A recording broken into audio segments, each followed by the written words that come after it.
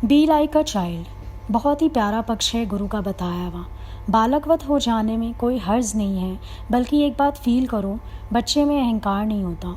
वो दौड़ दौड़ के सब काम कर देता है। क्यों? क्योंकि उसके लिए एक प्ले है, बहुत एनर्जेटिक होता है। वो बस खेल खेल रहा है, बड़ा खुश होकर के उसको मज़ा आ रहा है। आपको अगर ऐसे ही 4 सीढ़ी चढ़ा देंगे तो आप सीधी सीधी बात करोगे कि भैया एक बार बता दो जो लाना है। इतना दम नहीं है कि बार बार हम नीचे ऊपर करें और फिर उतर के आते हैं हॉल में, तुम 4 काम फिर बता देते हो। आपको फील होगा, क्योंकि आपके अंदर फीलिंग आ गई काम की, आपके अंदर फीलिंग आ गई कि मैं कुछ कर रहा हूँ। बी लाइक अ चाइल्ड, गुरु ने बोला, बहुत ही प्यारा पक्ष। जब आप इस पक्ष को इस नज़रिए से, खेल के नज़रिए से देखते हो तो अहंकार में नहीं आते। आपको फिर ना थैंक्स की ज़रूरत होती है ना किसी और चीज़ की। क्या उस बच्चे को थैंक्स की इच्छा है? इसको बोलेंगे ना अंतर एक ना दो, भाई उसके अंदर कोई फीलिंग है ही नहीं।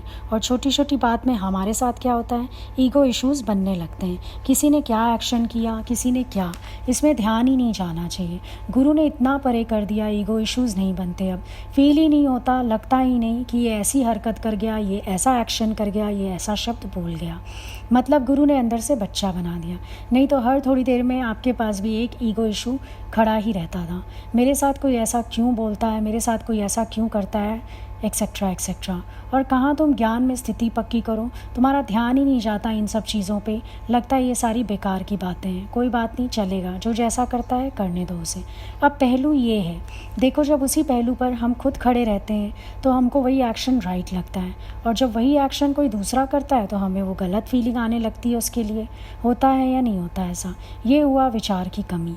ये हुआ जब आप फिर कुछ ना कुछ बन खड़े होते हो, तब ऐसी दुर्घटनाएं जन्म लेती हैं। कोई भी दुर्घटना कब होती है? एक बाहरी दुर्घटना को छोड़ दो, अंदर की दुर्घटना की बात करो।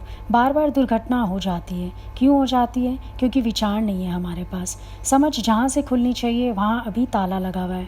हर चीज़ का एक सही पक्ष हर एक के अपने पास भी होता है, लेकिन हम अपने पक्ष से, अपनी ईगो से जब देखते हैं तो हम सामने वाले के पक्ष को गलत डिक्लेयर कर देते हैं। अदरवाइज़ ईगो इश्यूज़ नहीं हो सकता। हर कोई अपनी जगह बिल्कुल सही है। ज़रूर कहीं ना कहीं कुछ ना कुछ कमी हमारे अंदर ही आती है और हमें लगता है जैसे सामने वाला गलत है। अब किसी का हिसाब किताब समझने के लिए धैर्य भी होना चाहिए और शांति भी होनी चाहिए, ये भी ज़रूरी चीज़ है। और अगर मैं अपनी ईगो को प्रोटेक्ट करके चलता हूँ तो मुझे दूसरों को सम्मान देना भी तो आना चाहिए। अगर कोई मेरे सामने छोटे ओहदे वाला आता है तो जब मैंने उसे इस दृष्टि से देखा कि वो छोटे ओहदे वाला है, मतलब एक ओहदा तो मैंने भी स्वीकार किया हुआ है। अगर मैंने ओहदा नहीं स्वीकारा हुआ होता तो मुझे कभी भी नहीं लगता कि ये छोटा आदमी है या ये बड़ा आदमी है, लेबर क्लास का है या रिक्शा वाला है, तो वो छोटा आदमी लगता है, दिखता है ना ऐसा। छोटा कैसे देखा उसको? भगवान नहीं देखा, क्यों उसे भगवान करके नहीं देखा? छोटा कैसे देखा? और जब देखते हो छोटा, फिर उम्मीद करते हो बड़प्पन की, और फिर सोचते हो हम इस पे हावी हो सकते हैं, चल सकता है हमारा काम। आज अपने बच्चे को डांटने से पहले 4 बार सोचोगे, और घर में मिस्त्री लगा हो तो उसको कुछ कहने में 1 मिनट भी नहीं लगेगा। क्यों? क्योंकि बच्चों के सामने आप अपने आप को ही छोटा समझते हो। शुरू से राजा बेटा कहकर उसे खिलाया, सिर से ऊपर कर कर के, सच में वो बड़ा लगने लगता है। प्रॉब्लम कहाँ क्रिएट हो रही है? संसार में नहीं, स्वभाव में। कभी फील करना ना कि ना आनंद की स्थितियाँ कहाँ से आती हैं, कहाँ से उठती हैं। हमेशा आपका मन ये सोचता है संसार में स्थितियाँ उठती हैं, और हम कहते हैं स्वभाव से स्थितियाँ उठती हैं। संसार तो ज्ञानी के सामने भी वही है। सेम स्थिति में तुम भी खड़े हो और ज्ञानी भी खड़ा है।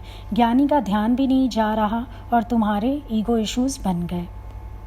रोज़ सुना कि तुम जैसे को तैसा मत करो, रोज़ सुना बुराई का बदला बुराई से नहीं देने का है, लेकिन जब समय आता है मन तुम्हारा क्यों उठा देता है संकल्प एक बार कि मैं इसका कुछ बुरा कर लूँ या इसके लिए कुछ बुरा सोच लूँ। कभी विचार किया इस बात पे? तुम कितनी जल्दी अपने ज्ञान के स्वभाव से बाहर हो जाते हो, और यही सबसे बड़ी गलती कर बैठते हैं हम।